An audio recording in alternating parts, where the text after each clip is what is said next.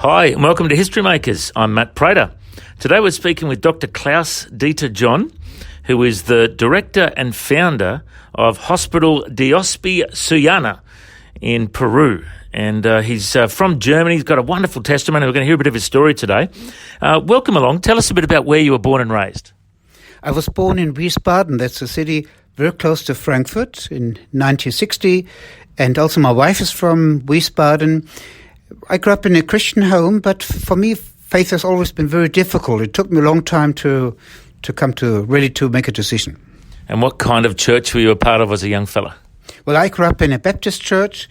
My father's relatives went to a very conservative Brethren church, and my mum's brother was the leader of a Pentecostal church, so I got the whole spectrum as a teenager. And did you follow the Lord through all your younger years, or was there a time you strayed away from the Lord? Well, I grew up in the church, reading my children's Bible at night. However, many of my friends were atheists, agnostics, didn't go to church. Christianity, well, that's for the oddballs in Germany. Only 4% go to any church. And I always wondered if faith is real or just imagination, an illusion. And my whole life was around this question, is it for real or not? Is there any hope or not? And tell us sort of about your early career. What kind of work did you do after school and study? I went to medical school, Mainz University. Later on, I studied at various places in the United States. And I worked as a doctor, as a resident with my wife in Great Britain, in South Africa, in America, and also in Germany. But when I met my high school sweetheart, Tina, 41 years ago, it was clear that both had the same vision. We want to go to medical school in order to serve as doctors in a third world setting lifelong. And tell us a little bit about your career as a doctor. Has there been lots of ethical and moral issues you've had to wrestle with as a Christian as a GP? Well, I'm a general surgeon, so I was trained mostly at university hospitals. I had no ethical problems. It's just at a government hospital, it's not that easy to talk about faith with your patients. Later on, we served for 5 years at a mission hospital in Ecuador, and we founded the Diospi Hospital. And this is, well, most patients are non-Christians really, but we speak very openly. We have a church service every morning. We have celebrated over the past 12 years 3,000 church services, and we reached in our hospital setting 500,000 people by now. Wow. So tell us a bit about this incredible mission in Peru. How did it all start? Well, we visited Peru as backpackers, my wife and myself, in 91, so 28 years ago. And when we saw human misery in the mountains of Peru, among the Quechua people, now the Quechua people are the descent of the ancient Incas, we said, let's come back, build a modern hospital for these people, a hospital just as nice as the one in Brisbane or Sydney, with modern technology for people that never can afford a treatment like this. And it came about through a string of miracles, and God provided the whole thing. From start to finish, it was a chain of events that nobody can explain unless you say, yes, God exists. And I understand that you've seen many miracles in this hospital. Tell us a bit of the, what God's been doing in there. Yes, I published 2 books. I'm writing the 3rd book, and it's extremely detailed, documented, and it gives evidence even to non-Christians that things happen that they can't explain just by chance events or with hard work or psychology, whatever. Just to give one example, in 2005, we looked for a civil engineer, somebody willing to come to Peru to supervise the construction as a consulting partner. Okay, somebody hardworking, healthy. He has to work for a long time for us, but free of charge, no money, yeah? And we looked for somebody like with these characteristics, no luck. And then it happened, I was in Wiesbaden together with a lawyer, and we went through a legal document. And this lawyer said, well, Dr. Klaus, also a member of a Christian group, supporting an orphanage in Sao Paulo, Brazil, street children, and one of us used to work as a civil engineer. And I said, wow, what is his name? Udo Clemens. Do you happen to have his telephone number with you? He got me the number. I interrupted our meeting to make an instant phone call to Mr. Clemens. Said, Mr. Clemens, we're calling from Wiesbaden. My wife and I, we want to build a hospital in Peru. And as Germans, we are straightforward. We are not wasting any time. Almost rude. Can you run the show as a civil engineer? A year or two, whatever it takes, but not paying anything. And I called him. Now, he had been sitting at home with his wife for 3 days praying, God, please give us a special purpose for life. That morning, they'd been together 3 hours in the kitchen, and then they prayed. And they said, Amen, and the phone rang. It was me. And Udo Clemens, well, he came to Peru in 2005. He has been building the hospital, the dental clinic, eye clinic, a school, many things. He has been with us 10 years. We haven't paid him a penny. So we was at home for 3 days praying, God, is there anything you want us doing? And I didn't know him at all. I was in another city. And I called him just the minute when they stopped praying. And I'm curious to know about your books. Tell us about your first one that you released. Well, the first book has the strange title, I Have Seen God. Very strange title. But what I want to say is, I've seen God in action. God became visible in that story. And that happened because for me, as I mentioned earlier, faith has always been difficult. I wanted to see. I wanted to know, not just believing something. And one night, many, many years ago, I was out in November, ice cold, like today in Brisbane, even colder and dark. And I was shouting, God, where are you? I want to see you. And 20 years later, when I've published the first book, I used this title, I Have Seen God. God became visible to us and to many people who have read the story. And then the second book is called God Has Seen Us.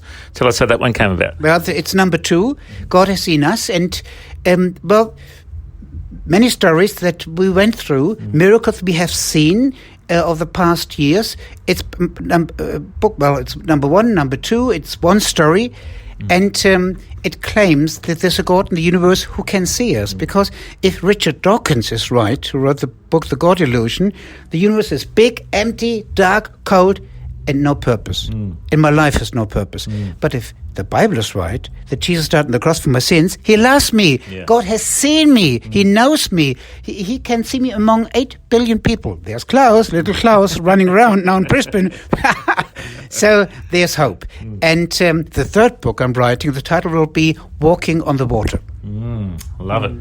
And I think I noticed on one of your books you had Dr. John Lennox write a comment. How did you connect with him? He's one of my heroes. Yes, I know his books. He's great.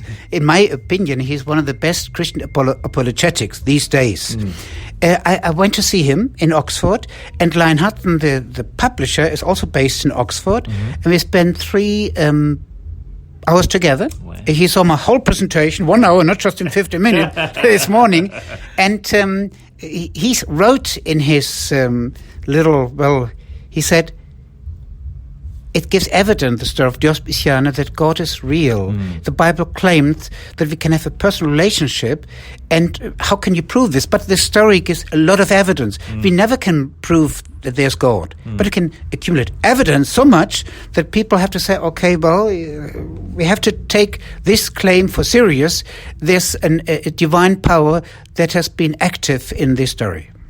Now, I also understand you have a media centre. Tell us about that.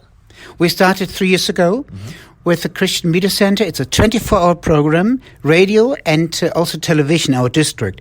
With our radio channels, we are reaching now hundreds of thousands of people in the south of Peru, in 5 different states. And the idea is to grow. We signed a contract with Intelsat in Miami. So we are linked up to a satellite. And an Australian expert, Chris Welsh from the Life Source Church in Sydney, has been with us for 3 years. And he does all the satellite uplinking for us. Yeah. So he arranged my tour now through Australia. And, his story, he should write his own books, what he has seen God doing in his life. It's unbelievable. And I also understand you have a school and a kids club. Tell us a bit about that part of the ministry. The kids club is our oldest ministry. We started the first kids club group in November 2005, and it was actually founded by Australian missionary Lyndall Maxwell from Toowoomba, next door basically, and my wife. The first club, 25 boys and girls, Bible stories, Christian songs, crafts and sport, like the Boy Scout, the brownies, as they say. And then it became too small. We had to find more clubs, and now we have 12 clubs running. And every week, Monday to Friday, up to 400 boys and girls meet, and they feel loved and appreciated. Now, I'm also curious to ask your thoughts as a general surgeon. Yes. The abortion debate in Australia has been a very big topic, and there's lots of pro-life Christians that are standing up, but there are some Christians and some people that just don't care. They think it's just a fetus. You can abort a child at whatever age and it's no big deal, We know the Word of God says, I knew you before I formed you in my mother's womb. So God is active in creation of every human being, and every life is precious. From a general surgeon's point of view and someone who's studied medicine, what's your view and what's your advice about how we can speak up for life in Australia? Well, there are two things I'd like to mention. Number one, for 2,500 years, doctors around the world have sworn the Hippocratic Oath. It comes from the Greek philosophy, but it has been the guideline for the practice of medicine for 2,500 years.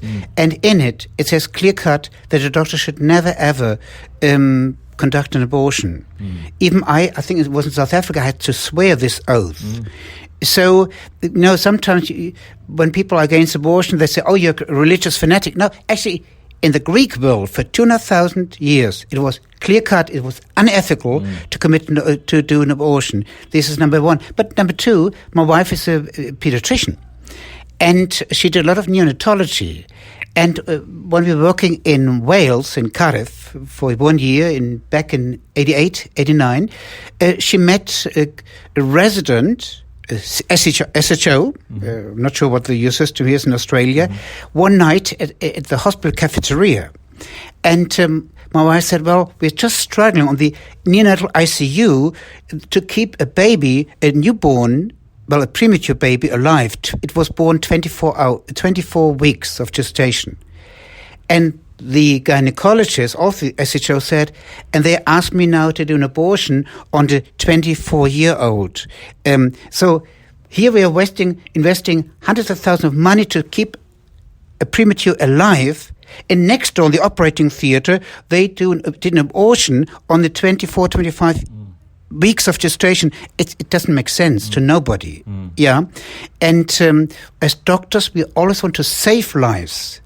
We want to help the catch-up people, the elderly, the children. My wife is a pediatrician, but we don't do abortions at our hospital. Nobody is allowed to. This is clear-cut because it's unethical. And not just from the Christian standpoint, also from the Greek philosophical standpoint. Yeah.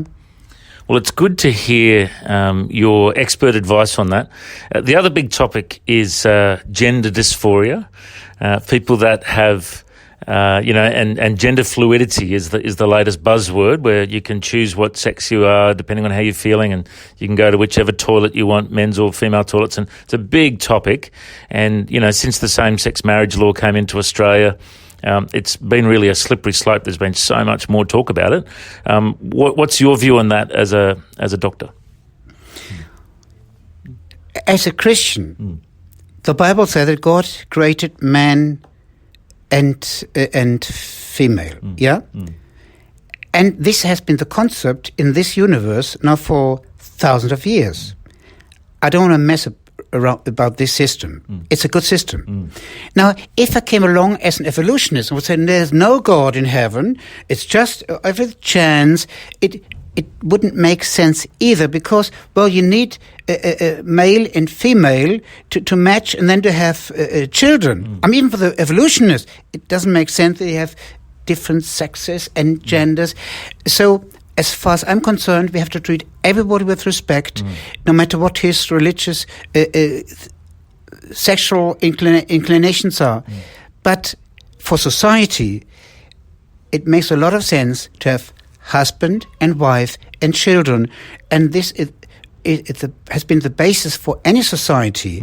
If you change this, you will see in the future that society will disintegrate. That's my feeling. Well, it's wonderful to hear your view on that as an expert, and I know that you are very passionate about your work and about your work in the kingdom as well.